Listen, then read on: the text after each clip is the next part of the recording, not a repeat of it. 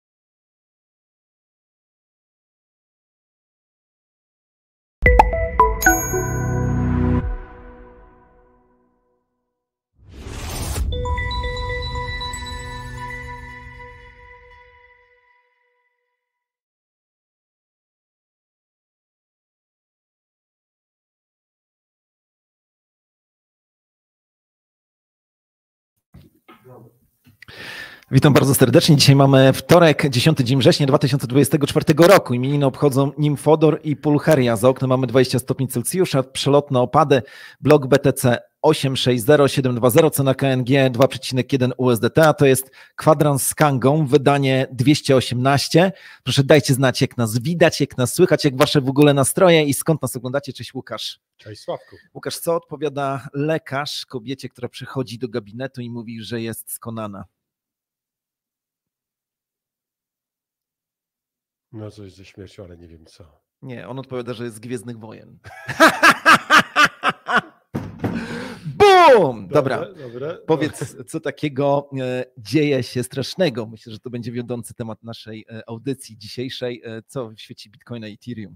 Dzisiaj zrobimy tak troszeczkę bardziej konkretnie, no bo mamy przygotowane tutaj odpowiednie screeny, już pokazuję wykres i będę do niego mówił, bo na Bitcoinie się dzieje faktycznie dosyć dużo.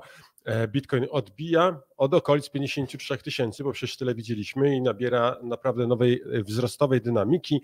RSI dąży do poziomu 50, gdzie może napotkać opór i w tym samym czasie MACD dąży do byczego krzyża i to jest dobra wiadomość dla tych, którzy myślą o wzrostach. Najistotniejszą do pokonania przeszkodą zdaje się być 50-dniowa średnia krocząca, to jest ta czerwona linia, którą widzisz na wykresie. Tak.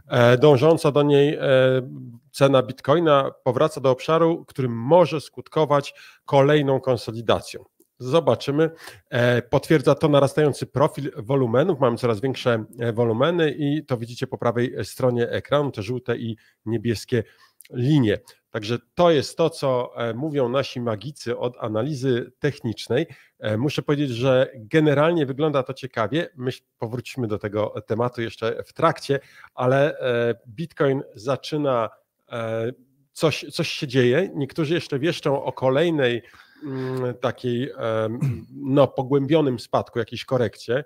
Gdzieś tam widziałem nawet takich, którzy mówią, że ten prawdziwy punkt oporu to jest 44 tysiące dolarów. Myślę, że też się z tym spotkałeś, no ale czy dojdziemy? Ja zawsze mówię, że jak wszyscy mówią, że spadnie, to znaczy, że wzrośnie, a jak wszyscy mówią, że wzrośnie, to spadnie, a teraz mamy zdania jednak podzielone. No, mamy podzielone, a jaka jest twoja intuicja a propos tego, co było przyczyną tych naszych spadków właśnie bitcoinowych w poprzednim tygodniu? Oj, tutaj to możemy mówić o wielu różnych przyczynach, od teorii spiskowych, które mówią, że to wszystko było zaplanowane, bo takie też przecież możemy znaleźć głosy, jak i takie, że no po prostu musi być ten spadek. Jak popatrzysz nie przygotowałem sobie tego wykresu, ale jak popatrzysz sobie na to z perspektywy takiej dużej i nałożysz wszystkie hossy bitcoinowe, czy wykresy bitcoinowe, wyrównując je w cenie halvingowej, w cenie, którą miały w dniu halvingu, to się okaże, że my całkiem dobrze podążamy za wszystkimi innymi, to znaczy nie wyłamaliśmy się jakoś w stosunku do poprzednich cykli, więc wszystko idzie zgodnie z planem. Mamy całkiem dobre wskaźniki, no ale nie wchodźmy może za głęboko, jaka jest twoja intuicja? Moja to wyniki piątkowe makroekonomiczne w Stanach Zjednoczonych a propos bezrobocia. To w ogóle bardzo ciekawa sprawa, bo one są niejednoznaczne, według mnie są negatywne, no ale pierwsze komunikaty, które... jeszcze dodajmy moment, w którym to nastąpiło. To była godzina 14 polskiego czasu. Śledzę na bieżąco notowania S&P i śledzę na bieżąco notowania krypto. S&P na początku nie zareagowało. Jak gdyby inwestorzy próbowali się przekonać, hej, nic złego się nie dzieje. Bitcoin jednak zaczął lecieć na dół. Powiedzmy jeszcze a propos tych wyników, znaczy ten wskaźnik dotyczący bezrobocia, dlaczego zawiódł wszystkich? Dlatego, że spodziewano się znacznie większej ilości nowych miejsc pracy, a jest mniej, ale uwaga, mimo to bezrobocie spadło, znaczy nie spadło, tylko było lepsze niż przewidywano, że będzie, dlatego mówi się o niejednoznaczności. No ale ostatecznie jednak wszyscy stwierdzili, że było chyba negatywnie, no bo jednak poprzedni tydzień na giełdzie amerykańskiej, śledzę głównie te 7 spółek technologicznych, od Nvidia, Tesla, tam Apple, Microsoft, wszystkie zamknęły się na czerwono. Więc według mnie to jest ten powód, który w tej chwili jakby stoi za tym, że krypto nam trochę spadło. Teraz się odbija. Kolejny wskaźnik, którego się spodziewamy w najbliższych dniach, no to jest informacja o inflacji. No i wszyscy czekają na zebranie Fedu. I tutaj też możemy o tym porozmawiać, czy będzie obniżka stóp procentowych, o ile i czy to dobrze, że będzie. No, szukam właśnie w tej chwili tej strony, na której mamy prognozy obniżek. Ja widziałem, że praktycznie mamy pewność tego, że będą te obniżki. Nikt nie mówi, że nie będzie. 0,25 to jest to, co ma największą popularność. 0,5 jest też popularne. Tak. I o dziwo 0,75 może poszczycić się również istotną popularnością. Także no ciekawe.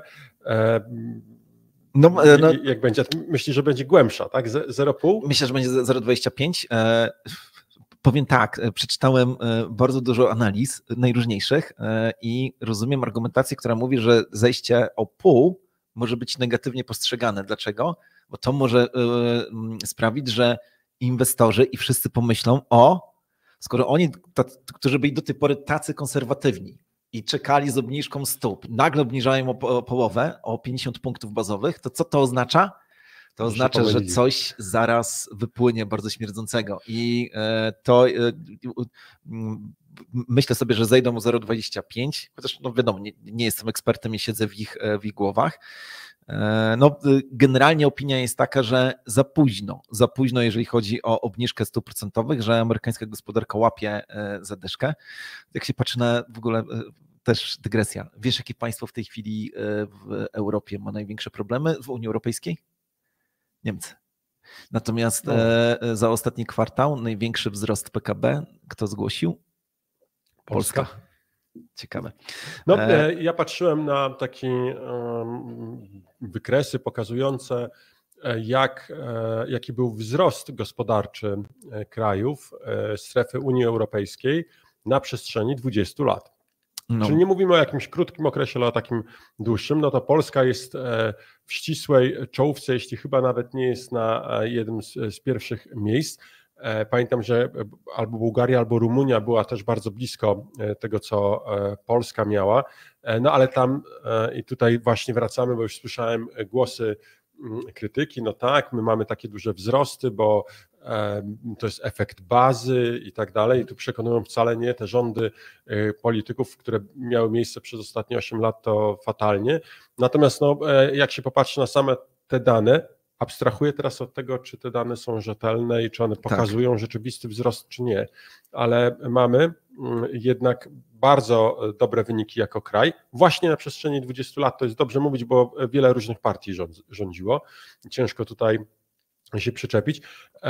Tak jak czytałem, szacunek jest taki, że dogoniliśmy kraje tak zwanego Zachodu o 30%, czyli ta nasza nadwyżka spowodowała, że gdyby oni mieli 0% wzrostu, to my byśmy wzrośli o 30%, także całkiem dobry wynik, zbliżamy się, a ja muszę powiedzieć, bo jednak jeżdżę ostatnio sporo po Europie, ty też oczywiście i w ogóle my uczestniczymy w wielu konferencjach i muszę powiedzieć, że zdanie jakie mam, ja osobiście, to jednak takie, że Polska zaczyna wybijać się bardzo, bardzo na plus w porównaniu do tych krajów zachodnich, ale to wynika z bardzo prostej sprawy.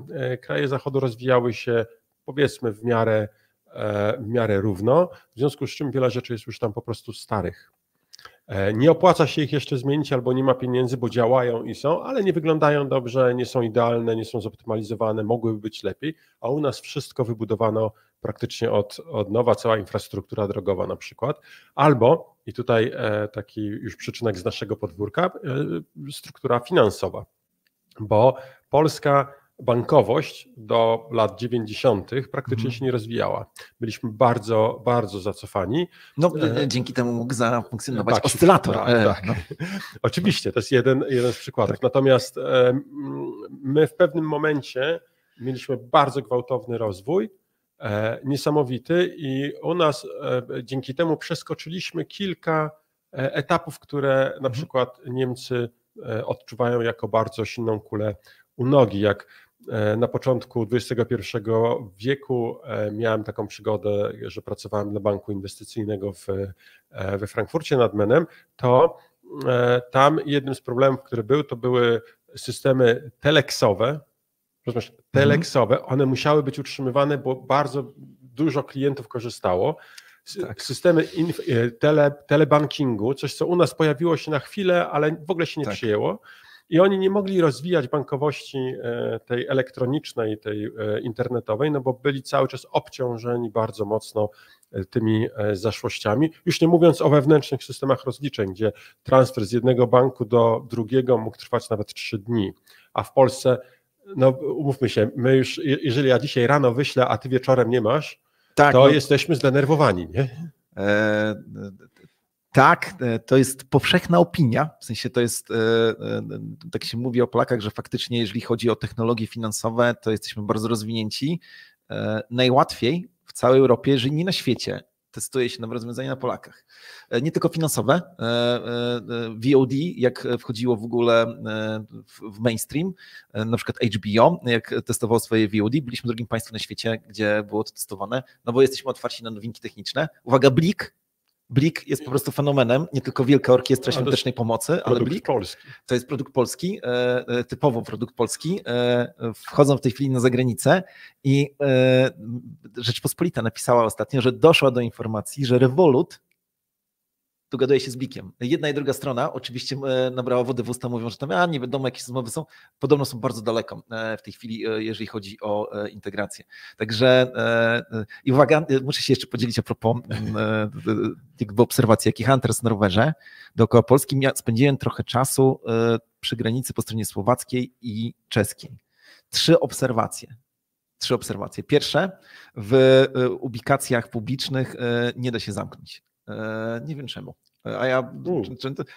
To nie był 100%, ale dało się to zauważyć. Po prostu. Może dlatego, że ludzie się zamykali na długo. Druga sprawa, w Polsce wszędzie możesz zapłacić kartą. Wszędzie, nawet jeżeli jesteś w jakiejś Koziej Wólce czy gdzieś, płacisz kartą i to jest zupełnie normalna rzecz. Na Słowacji i w Czechach nie. Nie wszędzie. Nawet w centrach dużych miast to jest... To samo w Niemczech. No to tak, dokładnie. I ostatnia rzecz, którą zauważyłem, w Polsce normalne jest, że doba hotelowa kończy ci się około godziny 11-12, raczej 12, tam o 10 już musisz wychodzić. Takie obserwacje Globtlotera. No ale to, ja bym powiedział, to jest i śmieszno, i straszno, bo można by powiedzieć, że ten brak takiej pełnej adopcji kart powoduje, że te społeczeństwa, w których nie ma takiej adopcji kart, jednak używają cały czas gotówki. A w Polsce to odejście od gotówki jest faktycznie bardzo silne. Nie jest tak silne jak w Stanach, bo mam znajomych ze Stanów, którzy mówią, że oni od kilku lat nie użyli ani razu gotówki, używają tylko i wyłącznie kart. No a jednak pamiętajmy, że używanie kart niesie za sobą pewne niebezpieczeństwo. Nie, oczywiście, że niesie. Natomiast nadal uważam, że cokolwiek by mówić o prezesie naszego Narodowego Banku Centralnego albo w ogóle właśnie o tym, że mamy tak dużą adopcję technologii finansowych, w Polsce fajnie, że mamy prawo płacić kartą, nadal myślę, że gotówka zostanie na bardzo, bardzo długo. Nawet widziałem wypowiedzi pana Glapińskiego ostatnio, który mówi, że gotówka jest potrzebna w obiegu. Wiadomo, że zaraz przyjdzie ktoś, kto go zastąpi, ale myślę sobie, że nadal w Polsce możemy płacić gotówką i te limity, niestety w 2027 roku jakieś straszne limity mają wejść, kolejne rozporządzenie europejskie. Myślę, że jakoś sobie z nimi poradzimy.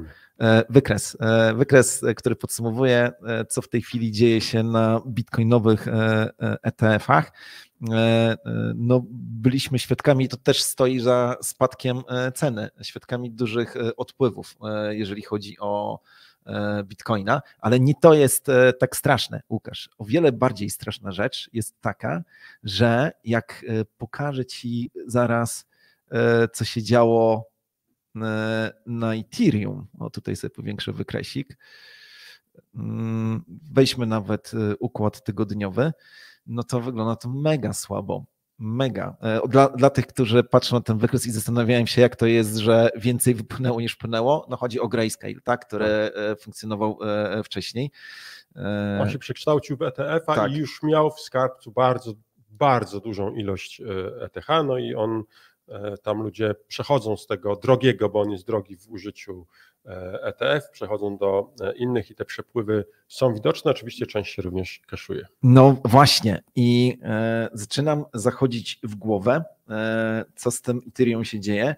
Dodam, że widziałem ostatnio taką statystykę, że od momentu, kiedy Ethereum przeszło na z Proof of Stake, z Proof of Work na Proof of Stake, zmiana, którą generalnie postrzegamy negatywnie, przynajmniej niektórzy z nas, Ethereum straciło do ceny Bitcoina 44%. Także to wcale chyba nie było najlepsze rozwiązanie. I to, co też ostatnio winiliśmy podczas Kanga No Comment, w ogóle zachęcam wszystkich do obejrzenia tego odcinka, 100. wydanie, bardzo ciekawe, widać po komentarzach. My sami jak nagrywaliśmy, czuliśmy, że to jest coś wyjątkowego. Tomek akurat Widanka tłumaczy, co takiego zmieniło się ostatnio w Ethereum, w protokole Ethereum, o czym tak mocno się nie mówi, co wyjaśnia, że znowuż mamy zwiększającą się podaż Etherów zamiast malejących. Tak, jest tak zwaną monetą inflacyjną w odróżnieniu od krótkiego okresu, ale jednak okresu, gdy było deflacyjną, bo nie będę zdradzał, obejrzyjcie. Obejrzyjcie naprawdę dobry odcinek, jak zresztą każdy inny, ale ten szczególnie dobry. No i właśnie, Łukasz, wracam do pytania. Czy myślisz, że ten eksperyment związany z w ogóle fala eksperymentów, która w tej chwili jest na Ethereum, czy ona podąża w dobrą stronę? Generalnie wiele elementów mi się nie podoba.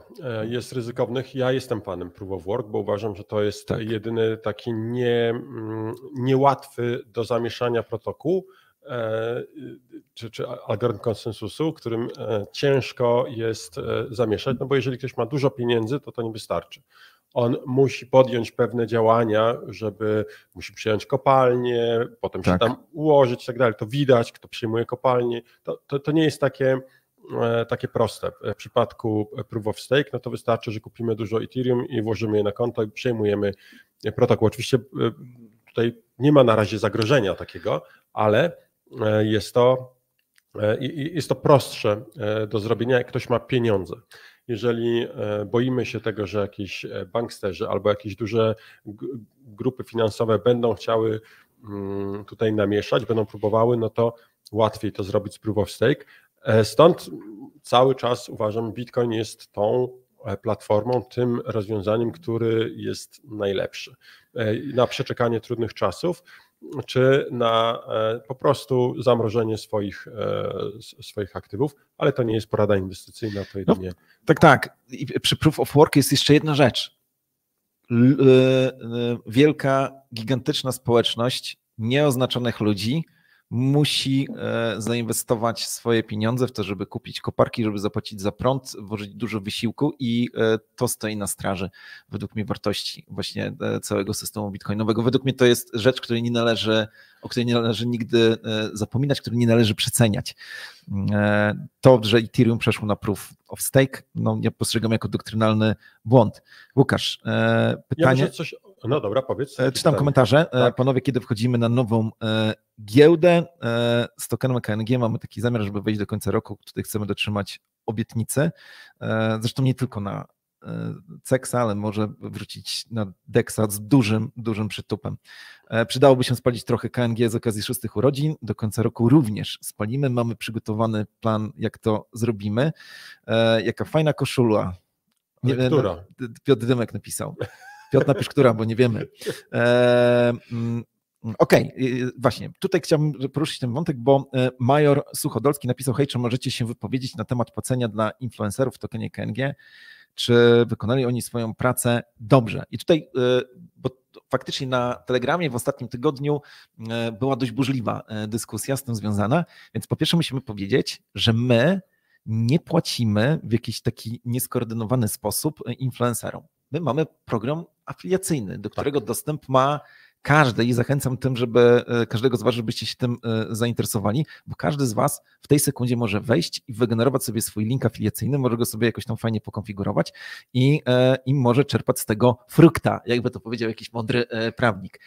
Kilka miesięcy temu rozbudowaliśmy nasz program afiliacyjny i on teraz jakby wynagradza tych ludzi, którzy promują nasz cały ekosystem, nie tylko z transakcji giełdowych, ale właściwie ze wszystkich operacji, które odbywają się w ramach rodziny produktów Kanga, czyli transakcji kantorowych, lokalsowych, Kanga Payowych i tak dalej. Słapa, wszystko. Dokładnie wszystko, tak? No bo wcześniej to były tylko transakcje przeprowadzane na rynkach spotowych. Nawet swap nie był brany pod uwagę przy wypłaty wynagrodzeń dla afiliantów, co wynikało z zeszłości historycznych. Więc jedyne, czym wynagradzamy influencerów, to wynagradzamy programem afiliacyjnym, a ponieważ niektórzy z nich faktycznie dobrze wykonują swoją robotę, no to są po prostu wynagradzani. Natomiast zachęcam każdego z was, żebyście weszli, skomentowali i zobaczyli, jak ten program afiliacyjny fajnie działa. Okay. Tak, jesteśmy w temacie Kangi. Ja sobie muszę powiedzieć, że ostatnio śledzimy w zespole giełdowym jeden rynek, bo tak doszły nas słuchy, że ktoś tam mówi to, zresztą rozmawialiśmy o tym już kilka tygodni temu, o rynku konkretnie USDT do OPLN i tutaj pojawiały się zarzuty, że tutaj mała płynność, że duże spready, że nie ma jakiejś dobrej wartości. Ja muszę powiedzieć, że zaczęliśmy śledzić, no i słuchajcie, co się okazało. Ja może udowodnię wszystkim niedowiarkom, to nie jest, nie mam jakiejś historii długiej, ale mam jakiś jeden screenshot, który teraz robiłem, który dzisiaj rano chcę powiedzieć, tak, dzisiaj rana. Zobaczcie, to są dwa orderbooki. USDT do PLN, tak możemy powiedzieć, zbite do 1 grosza, żeby było lepiej widać. No i zobaczcie, u nas spread wynosi 1 grosz, na tej drugiej giełdzie również wynosi w okolicach 1 grosza. Nie to jest takie istotne, czyli spready mamy, można powiedzieć, takie same, bardziej istotne jest to, że jak sumuje się płynność, czyli ja chcę sprzedać $300,000. Tak. I jak to wpłynie na kurs, co się stanie, to się okazuje, że na tej giełdzie po prawej stronie mamy, bo po lewej to jest kangowy, nie? A po prawej to innej wiodącej giełdy, to się okazuje, że tam jest 3 razy mniejsza płynność, że jeżeli chcemy zahandlować USDT do PLN, ktoś chce kupić USDT, no to jest jedyne miejsce, gdzie naprawdę można dobrze kupić i nie zachwiać tym kursem, bo może spread jest jakoś tam minimalnie na 4. miejscu po przecinku lepszy, ale jak będziemy chcieli kupić więcej niż $10 czy $100, to się okazuje, że ten spread leci na łeb, na szyję, a u nas te zlecenia jednak są znacznie silniejsze. No i teraz uwaga, z jakiej giełdy jest ten wykres po prawej? No myślę, że z jakiejś radzieckiej, no bo skoro ma tak słabą płynność, no to coś takiego, ale tutaj zdrać, albo zróbmy inaczej, napiszcie w komentarzu, jak myślicie, jaka giełda jest pokazywana w tej chwili po prawej stronie. Dajemy tutaj kilka sekund, a ja bym jeszcze powiedział jedną rzecz, że kiedy w ogóle to chyba nie zdradzamy zbyt dużej tajemnicy, kiedy mówimy o tym, że takie rynki, które są bardzo, bardzo, bardzo popularne, to jest właśnie rynek złotówki do USDT. I to jest widać w kantorach, widać na giełdach i tak dalej, więc uważam, że to jest w ogóle kluczowy rynek. I oczywiście do Bitcoina, do Ethera i do wszystkich pozostałych, ale stablecoiny cieszą się szczególną tutaj popularnością. No i teraz powiem, słuchaj, jakie mamy konsekwencje tego. Otóż wchodzimy na nowe rynki, jesteśmy coraz bardziej obecni w Azji. Byliśmy na konferencji w Bali, byliśmy teraz niedawno, team nasz wrócił z konferencji w Korei, w Seulu. Za tydzień lecimy do Singapuru oczywiście. Potem mamy kolejne konferencje, będzie i Tajpej i będzie prawdopodobnie Dubaj, także jesteśmy obecni na tych konferencjach i się okazuje, że zainteresowanie na tamtych rynkach jest bardzo, bardzo duże i to uwaga, nawet nie chodzi o lokalsów, o tych ludzi, którzy mieszkają tam, tak, ale właśnie od bardzo wielu Polaków podchodzi do nas i mówi, hej, my byśmy chcieli otworzyć punkt kantorowy, chcielibyśmy prowadzić sprzedaż, bo się okazuje, że bardzo dużo jest problemów z płatnościami w krajach azjatyckich, tam wysokie opłaty, wysokie spready, banki pobierają jakieś niebotyczne prowizje, a tutaj Kanga Pay rozwiązuje problem, bo się okazuje, że tam jednak ta adopcja krypto, szczególnie w miastach, w tych popularnych miejscówkach, to jest bardzo duża i bardzo dużo osób posiada krypto i woli zapłacić krypto bezpośrednio w sklepie, w restauracji, niż wymieniać gdzieś w kantorze, potem iść z tym do sklepu i tam płacić, nie? No więc tak, Łukasz, zdania są podzielone. Część tutaj uczestników naszej audycji uważa, że to była zonda, ale część miała dobrą intuicję i uwaga, to był Binance. Zgadza się? No tak. Przepraszam, bo ty powinieneś powiedzieć, ale fakt jest taki, Binance, nie oceniajcie nigdy po pozorach, trzeba analizować. Dodam, że warto również zbadać temat on-rampingu. To znaczy, jak mamy złotówki w portfelu albo na koncie bankowym, albo gdzieś tam, jaki jest koszt przerzucenia tego na Kangę, a jaki jest koszt przerzucenia tego do Binance'a? Oczywiście pozdrawiamy Binance'a, Zondę i w ogóle wszystkie pozostałe giełdy. No właśnie. Rafał tutaj napisał, że ogląda nas dość często i że tutaj próbowaliśmy mówić kiedyś, że Ethereum będzie warte $10,000, teraz zmieniliśmy narrację. Nie, ja nie zmieniłem. No właśnie, nikt nie zmienił, Rafał, my tylko po prostu jesteśmy zasmuceni tym, co się tam dzieje, ale no to też chciałem powiedzieć jedną rzecz, bo dzisiejszy ten odcinek ma taki charakter, powiedziałbym, bardziej niedźwiedzi, chyba że zostało nam jeszcze trochę czasu, że się zmieni, będziemy pokazywali różne statystyki, ale ja właśnie chciałem powiedzieć, że ja z tych spadków się cieszę i mówię to nie dlatego, że pewnie trzeba coś pozytywnego mówić wtedy, kiedy mamy spadki, tylko jednak żyję w bardzo głębokim przekonaniu, to jest moja osobista opinia, że cała kapitalizacja rynku krypto, specjalnie mówię o kapitalizacji, nawet nie mówię o cenie bitcoina, tylko o kapitalizacji, że ona będzie rosła, a to oznacza, że mam szansę. Może to zmieni twoje nastawienie. Słuchaj, tutaj taki mały tweet. Uwaga, jeden z X-owców napisał, Michael Saylor powiedział, że Bitcoin będzie kosztował $13 milionów i powiedział to na żywo w telewizji. CNBC, tak. Wow. Powiedział to, tam trochę zatkało tego prowadzącego, ale Michael Saylor bardzo dobrze to uzasadniał. Mówił, że po prostu nie ma innej możliwości, Bitcoin musi tyle kosztować, bo na przykład w porównaniu do rynku nieruchomości, mówi, no właśnie to, że Bitcoin jest taki płynny, taki podzielny, tak łatwo go sprzedać, powoduje, że mamy duże wahania. Jak są duże wahania, to znaczy, że jest dużo możliwości, a to znaczy, że ten rynek jest bardzo atrakcyjny. Mówi, co z tego, że mam apartament na Manhattanie? Ja go nie mogę sprzedać w 1/10, nie mogę sprzedać kawałeczka tego apartamentu, muszę go kurna trzymać cały czas. Co powiedziałeś? Kurna chata.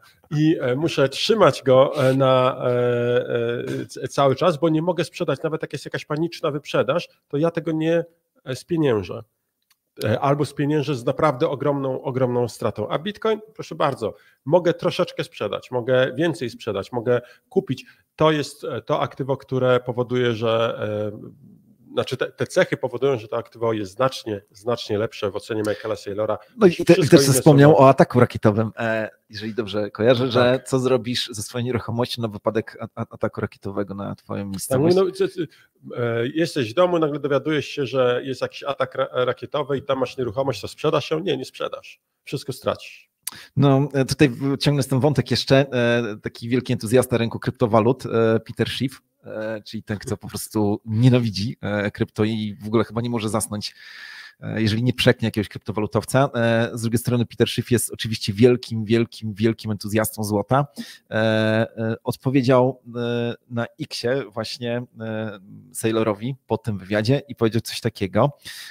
MSTR, czyli to jest ten ticker, który określa MicroStrategy. No bo kilka razy o tym rozmawialiśmy i to jest w ogóle bardzo ciekawy temat. MSTR spadł 40% w stosunku do 52-tygodniowego maksimum i znajduje się 6% poniżej maksimum z 2021 roku. Rzeczywiste zwroty nie są tak różowe, jak opisujesz i wkrótce się pogorszą.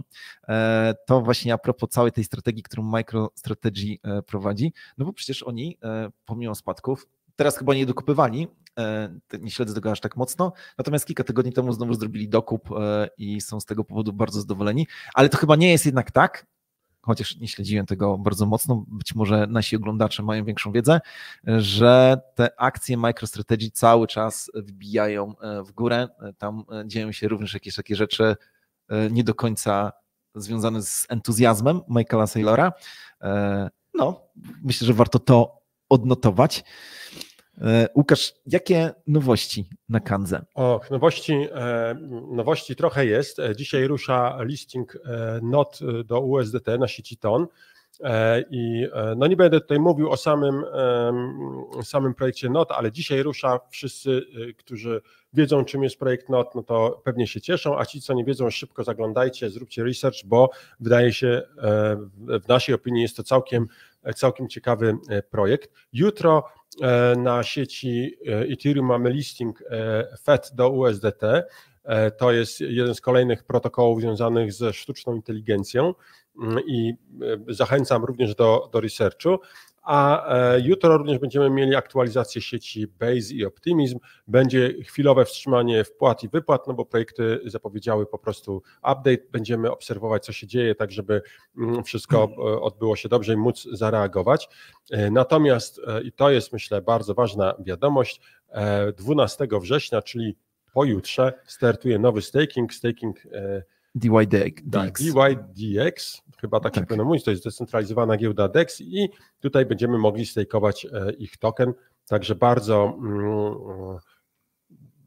dobra wiadomość dla tych, co posiadają ten token, możemy mieć pasywny przychód, natomiast 13 września mamy wznowienie rynku BTCV do BTC, to też jest jedna z informacji, projekt odżywa, zobaczymy co się będzie działo, ale najważniejsze informacje, dzisiejszy listing NOT do USDT i jutrzejszy listing FET do USDT, zachęcam do zrobienia researchu i zapoznania się z tymi projektami. I niedługo mamy ogłoszenie wyników Krasnalcoina. Tak. Chciałem jeszcze wrócić o Krasnalcoinie możemy zaraz porozmawiać, chciałem tylko wrócić jeszcze do tej bardzo ważnej rzeczy. Nowe listingi na Kandze, właściwie nieprzerwanie od kilkudziesięciu tygodni i nowe stakingi. Dlaczego stakingi? Dlatego, że stawiamy na to, żeby właśnie w ramach naszego ekosystemu można było nie tylko tradeować, ale żeby można było hodlować. Ja, który skupuję różne tokeny w strategii DCA, bardzo lubię korzystać z naszych stakingów, tym bardziej, że jest to bardzo proste i można to robić z poziomu aplikacji mobilnej. No okej, chciałem pokazać, Glassnode wstawił ostatnio nowego tweeta, bardzo fajnego, gdzie tam dzieli się różnymi analizami i tutaj, proszę bardzo, spróbuję teraz udostępnić pewien wykresik. Przepraszam, muszę teraz zrobić tak, przepraszam, nie wiem czemu przepraszam, udostępnij. To jest wykres, który mówi o tym, jak w tej chwili jak gdyby zachowują się albo co czują w swoim sercu inwestorzy krótkoterminowi. Inwestorzy krótkoterminowi to tacy, którzy weszli jak gdyby w świat krypto, czy zakupili swoje monety bitcoinowe całkiem niedawno i ta żółta linia, nie wiem jak ona się tam wyświetla dokładnie, albo złota, pokazuje ile wynosi wskaźnik MV czy MVRV. To jest właśnie taki wskaźnik, który mówi, że jeżeli jest większy niż 1, to są zarobieni, a jeżeli jest mniejszy niż 1, to są straceni, że tak powiem, i tak to wygląda. No i teraz zobacz, Łukasz, że w tej chwili krótkoterminowi inwestorzy są w plecy. I to również stawia się jako pewna forma wyjaśnienia, czy sposób wyjaśnienia, dlaczego tracimy w tej chwili na wartości Bitcoina, no bo ręce u krótkoterminowych posiadaczy są dziurawe. Dodam, bardzo brzydko powiedziałem, ale tak się mówi. Gorąco, tak. Dodam, że mamy z kolei po drugiej stronie bieguna dość wysoką aktywność wielorybów bitcoinowych, którzy skupują i wypłacają z giełd. Jak byś to zinterpretował dla tych, którzy są na początku swojej drogi? No to ja może pokażę inny wykres, który będzie w kontrapunkcie do twojego i teraz już go tutaj szukam. O, jest. I proszę bardzo. I zobacz ten wykres. I tutaj mamy pokazane,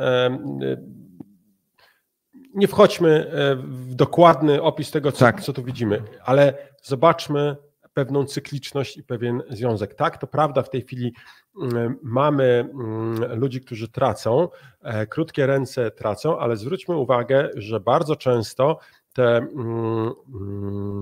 te sytuacje poprzedzały hossę.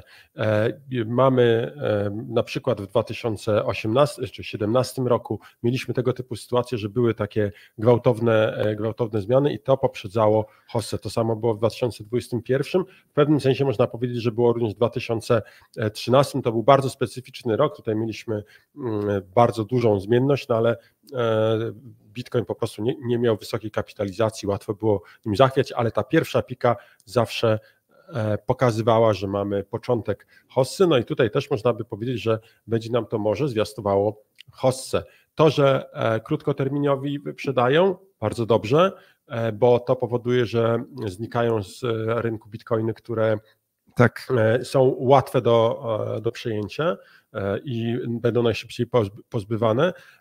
Będziemy mieli akumulację w tych rękach, które nie są dziurawe, które dobrze trzymają i akumulują. Zresztą ja cały czas mówię, akumulacja Bitcoina to jest najlepszy pomysł na to, żeby zabezpieczyć swoją przyszłość. Nie wychodzimy z Bitcoina do dolara, tylko wychodzimy z dolarów, wychodzimy ze złotówek do Bitcoina, bo to jest dobry sposób na to, żeby w jakimś, chociaż część swojego majątku uratować przed politykami, przed inflacją, przed tym długiem, który cały czas przecież narasta.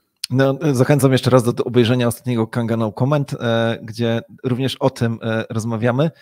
Ja żyję w takim przekonaniu, że każdy, kto ma dzisiaj, nawet nie chcę podawać tego wieku, ale każdy, kto nas słucha, może zbudować sobie bezpieczną finansową przyszłość, wykorzystując tą wiedzę, którą w tej chwili mamy a propos Bitcoina, czy też pozostałych kryptowalut i to bez jakiegoś bardzo mocnego obciążenia w tej chwili swojej płynności. Dobra. Ja coś pokażę. Jeszcze mam jeden obrazek, o którym ostatnio mówiłem, ale nie miałem go przygotowanego, a chcę wam pokazać. Słuchajcie, zobaczcie, jak się zmieniała cena domu w Stanach Zjednoczonych w stosunku do Bitcoina. W 2016 roku musieliśmy zapłacić prawie 700 bitcoinów, ponad 650 bitcoinów za dom. W 4 lata później już tylko 45. Kolejne 4 lata później już tylko 6,6. I sami sobie odpowiedzcie, ile to będzie w 2028, 32 czy 36 roku. To oznacza, że jeżeli teraz będziemy mieli 0,1 bitcoina, to bardzo możliwe, że wkrótce za tą kwotę, za tego bitcoina będziemy mogli kupić dom i nie będziemy musieli brać jakichś pożyczek, długów i zapożyczać się, a będziemy mogli po prostu kupić za gotówkę. Ten obrazek po prostu pokazuje jedną bardzo ważną rzecz, że siła nabywcza Bitcoina po prostu rośnie. Dobra, będę chciał teraz, Łukasz, zaraz tam porozmawiać o Kanga Loan, bo wiem, że pojawiły się tam nowe środki, ale w międzyczasie chciałbym zaprosić tutaj Monikę, koleżankę z fundacji Spoglądam Wojtek, która jest Monika czołem. Monika, powiedz, co w tej chwili w świecie fundacyjnym, podsumuj nam proszę ostatnie wydarzenia. Słychać mnie dobrze? Bardzo dobrze. Super.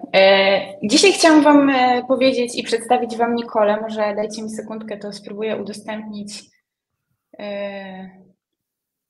ekran. Ok, jest. Nikola ma 7 lat i choruje na mózgowe porażenie dziecięce.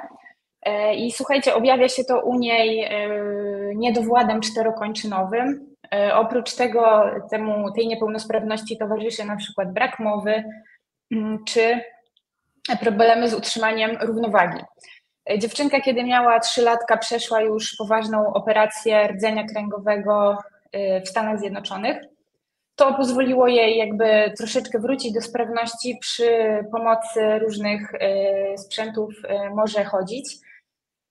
Ale żeby uniknąć kolejnych bolesnych operacji, musi bardzo intensywnie ćwiczyć, chodzić na rehabilitację i fizjoterapeuci zalecają jej ćwiczenia w domu. W związku z czym my postanowiliśmy pomóc jej w tym zadaniu i zbieramy dla niej na taką specjalną bieżnię, która ma takie funkcje, żeby takie małe dziecko mogło na niej bezpiecznie ćwiczyć. Nikola w tym roku zaczęła, słuchajcie, 1. klasę, więc ma bardzo dużo obowiązków związanych z edukacją i z 1. klasą. Ja od siebie, słuchajcie, mogę powiedzieć taką rzecz, ponieważ już byliśmy przynajmniej u 6 dzieciaczków ze sprzętami, na które zbieraliśmy dotychczas. I bardzo często są to małe dzieci, 3 latka, 5 lat, czy tak jak Nikola 7 lat. I jak ja słucham tych historii, no to naprawdę jestem pod wrażeniem, ponieważ te dzieci codziennie czasami muszą jeździć gdzieś na rehabilitację, czasami jest to kilka rehabilitacji w ciągu jednego dnia, a my dorośli czasami mamy problem z tym, żeby chociaż raz w tygodniu pójść na siłownię i poćwiczyć, czy nawet wyjść na spacer. Dlatego ja jestem pod wielkim wrażeniem i strasznie cieszę się, że my możemy po prostu im troszeczkę ulżyć i oddać im tego dzieciństwa, przywożąc taką bieżnię, bo dzięki temu mogą poćwiczyć w domu, nie muszą gdzieś tam daleko jeździć. Super, dziękuję Monika bardzo za dotychczasowe wpłaty, słuchajcie. Tak. I tylko przypomnę, że można ich dokonywać za pomocą Kanga Pay albo po przelewie na blockchainie, ale również tradycyjnym przelewem. Bardzo dziękujemy. Dzięki Monika, przypominamy wszystkim, że to jest właśnie nasza inicjatywa. Chcemy pomagać w sposób wyjątkowy. Pokażmy proszę, że my, substancja kryptowalutowa, mamy siłę. Zapraszam na stronę fundacji i zapraszam do wpłat. Sami w tym partycypujemy. A ja, Łukasz, wracam do dyskusji o Kanga Loan. Na ostatnim Kanga No Comment mieliśmy kilku gości i przedstawiliśmy różne strategie. I tradycyjnie DCA skupione tylko na Bitcoinie, DCA skupione nie tylko na Bitcoinie, flipowanie, to też ciekawy wątek, to znaczy mam Bitcoina, ale na chwilę wychodzę do innego krypto po to, żeby mieć później więcej Bitcoina, trochę ryzykowne, ale są i tacy.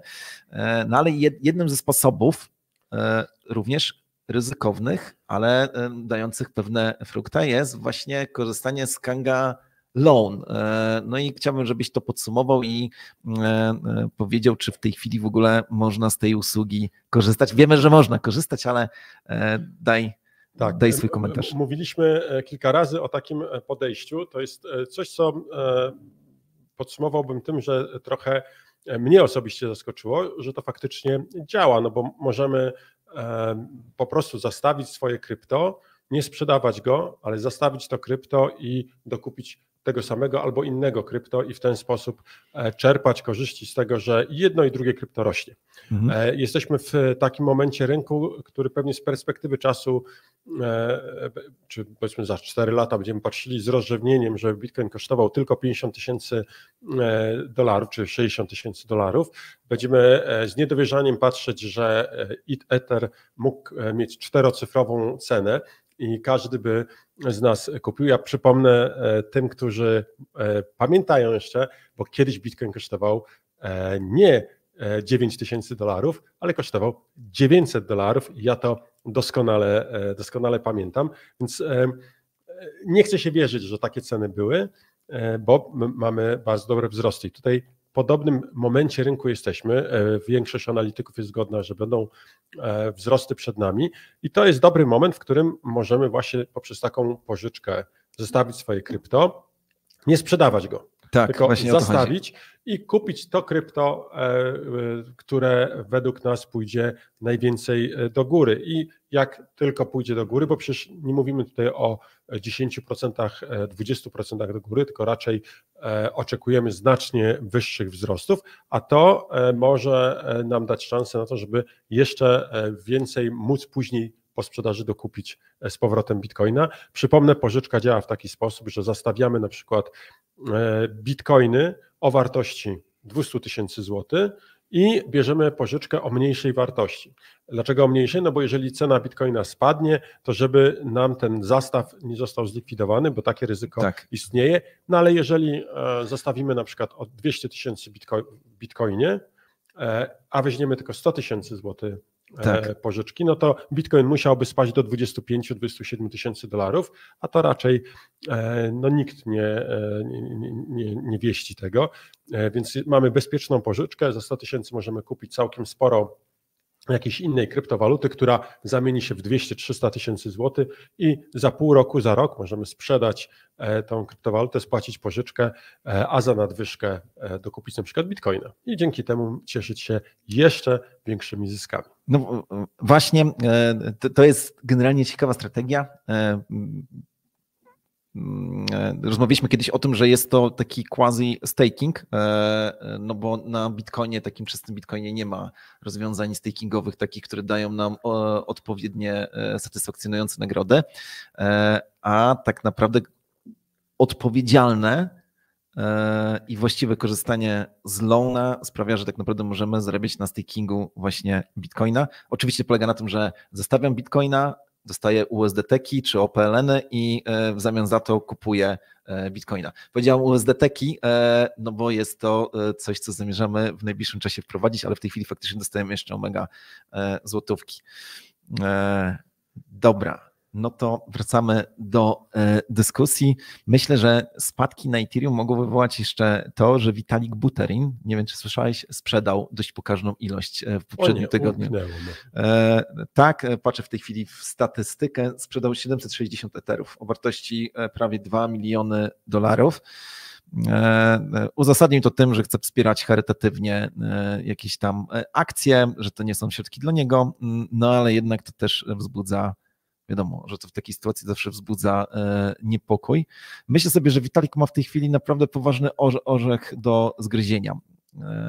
Na pewno coś ciekawego wymyśli, ale jednak coraz większa ilość drugich warstw, które jakby nie patrzeć odciągają uwagę od pierwszej warstwy. One oczywiście wzmacniają co do fundamentów, bo jest potrzebna i tak dalej, ale jednak ruch przechodzi na drugą warstwę.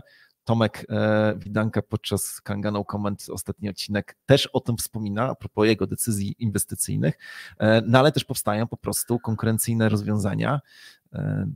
No zobaczymy. No a ja powiem, że nie wiem, czy wiesz co wczoraj było. Wczoraj był poniedziałek. Wczoraj był poniedziałek, to prawda, ale wczoraj również miało miejsce bardzo ważne wydarzenie. Trochę mówię oczywiście tak z ironią, może nie prześmiewczo, ale z ironią, bo mieliśmy wczoraj premierę najnowszych iPhone'ów między innymi i bardzo oglądając to tam no, dużo by można mówić o Apple'u, ale żeby zrobić wielkie wydarzenie z tego, że wydajemy nowy zegarek, który jest taki sam jak ten stary, tylko ma czarny kolor, to jest naprawdę majstersztyk, ale nie o tym chciałem mówić. Chciałem powiedzieć, że właśnie w związku z tym wydarzeniem wczoraj na sieci pojawiło się bardzo wiele fejkowych live streamów z tego wydarzenia, które były wygenerowane przez sztuczną inteligencję i one oczywiście zachęcały do inwestowania w krypto. Ja już widziałem kilka razy Elona Muska, który mówił: wpłać mi, to ja ci oddam, bo to jest moja taka akcja. Tak. I to było przeplatane ujęciami z takiego niby właśnie keynote'a, a tutaj doszło do bardzo ciekawych, one nigdy nie miały olbrzymiej popularności.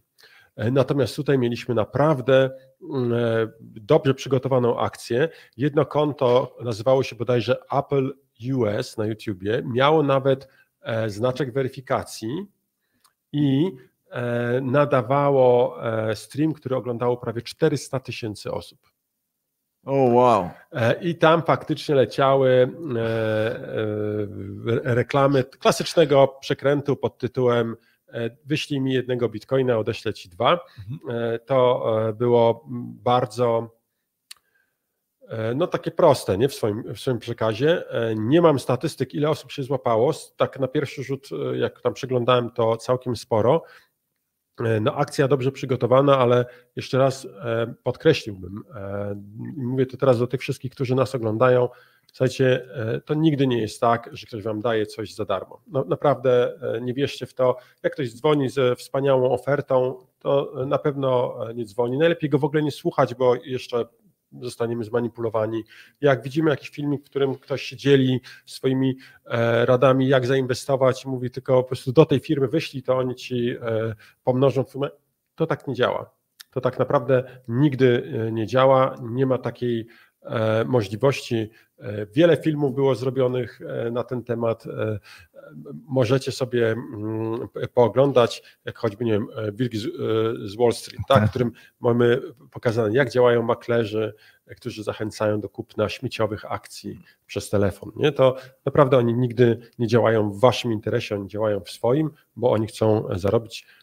Taka to praca, czy ta praca jest dobra czy zła, to już jest indywidualna decyzja.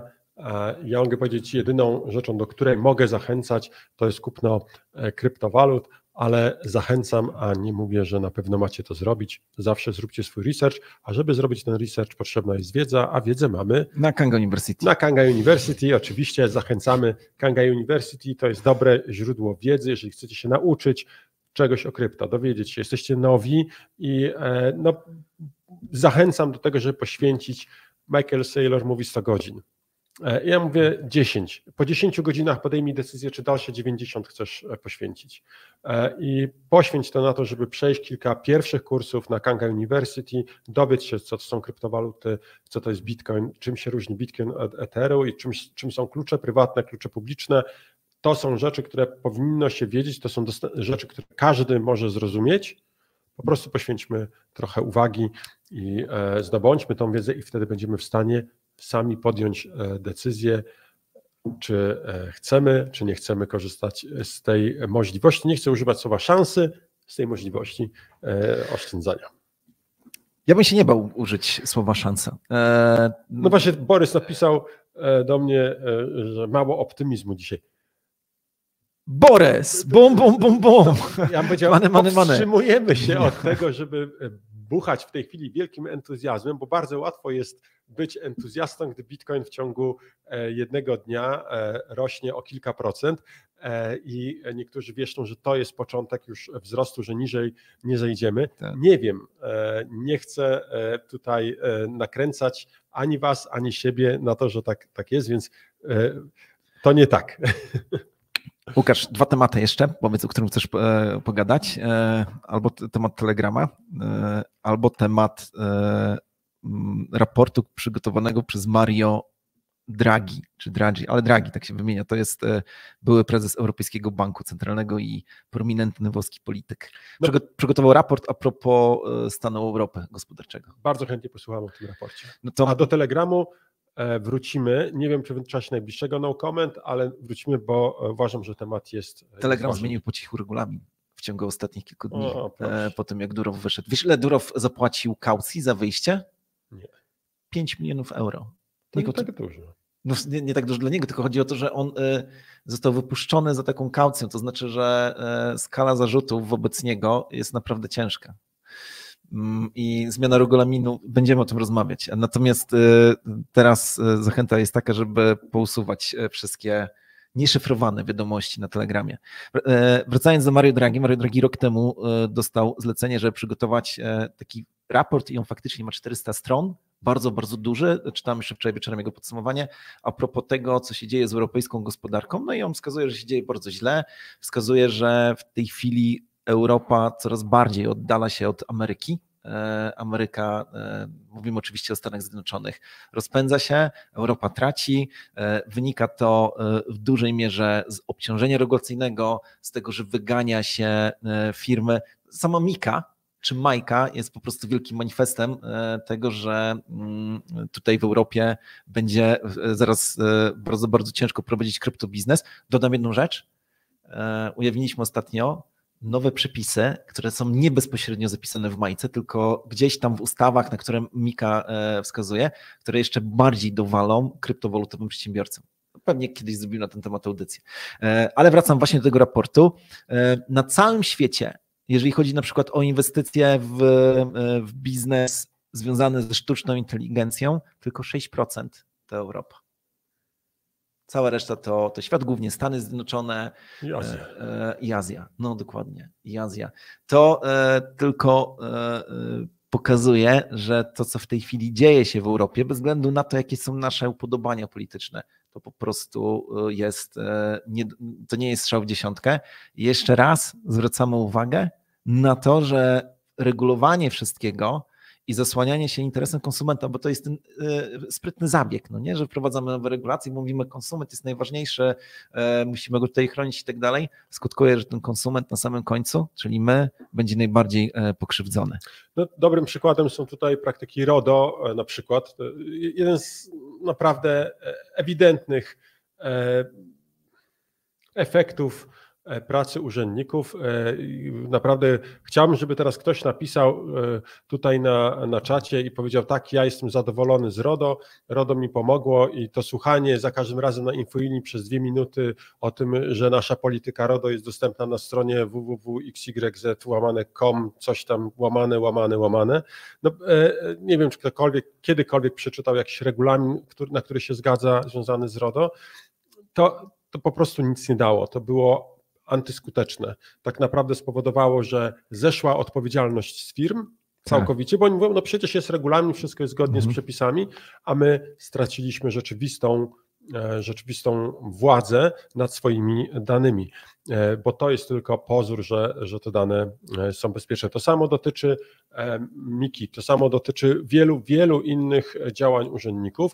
No, ja już nie mówię o tym, co się dzieje w szkole, bo mam paru znajomych nauczycieli i jak słyszę, co oni mówią, co tam się dzieje, to naprawdę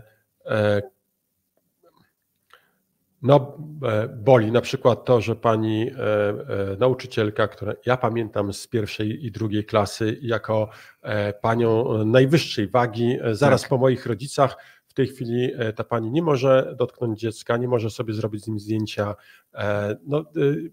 Nauczyciel nie może mieć kontaktu bezpośredniego z rodzicem, nie może napisać maila, rodzice nie mogą dzwonić do nauczyciela.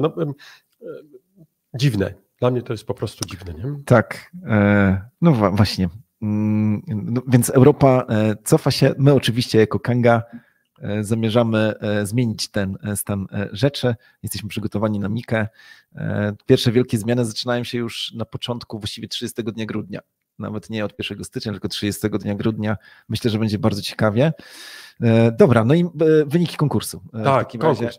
Słuchajcie, dla tych wszystkich, którzy są naprawdę dobrzy w te mazaki, pisaki i kreski, malowanie fraktali i fal, zachęcamy do tego, żebyście udowodnili całemu światu, że jesteście najlepsi, potraficie skutecznie wyliczyć cenę Bitcoina z 7-dniowym wyprzedzeniem. Wystarczy, że przewidzicie, jaka będzie cena Bitcoina na rynku Bitcoin do USDT na Kandze o godzinie 9 rano w przyszły wtorek i napiszecie teraz w komentarzu #kwadrans z Kangą 219 i podacie tą cenę w dolarach bez centów.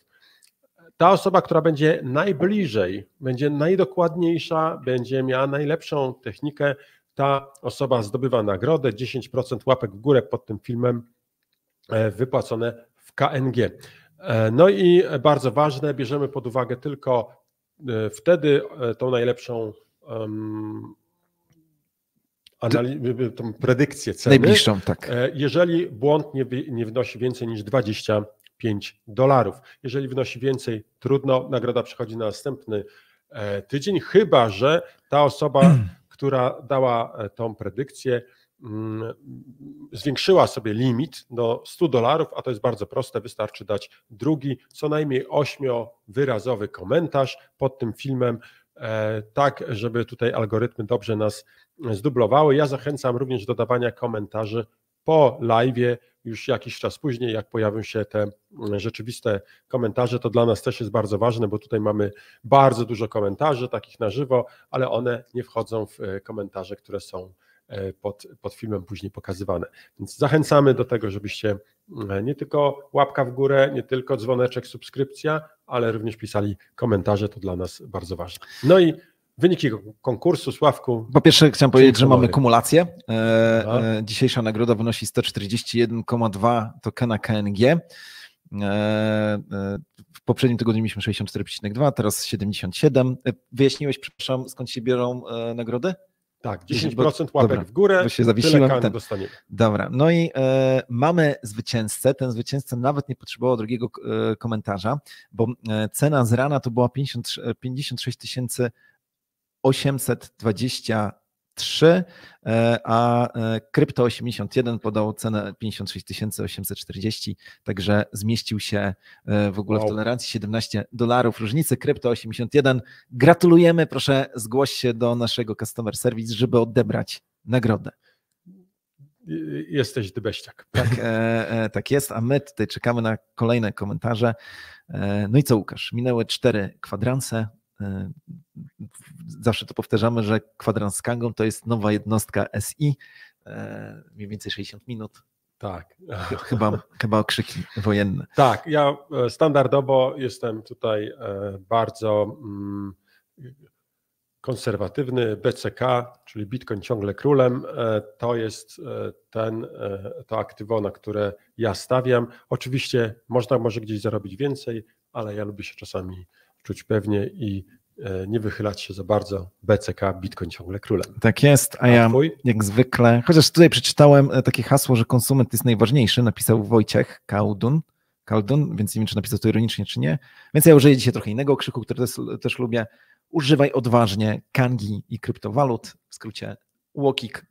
No i co? Tymi okrzykami żegnamy tutaj naszą społeczność. Widzimy się w sobotę wieczorem podczas Kanga No Comment. Wszystkiego dobrego. Hej. Cześć.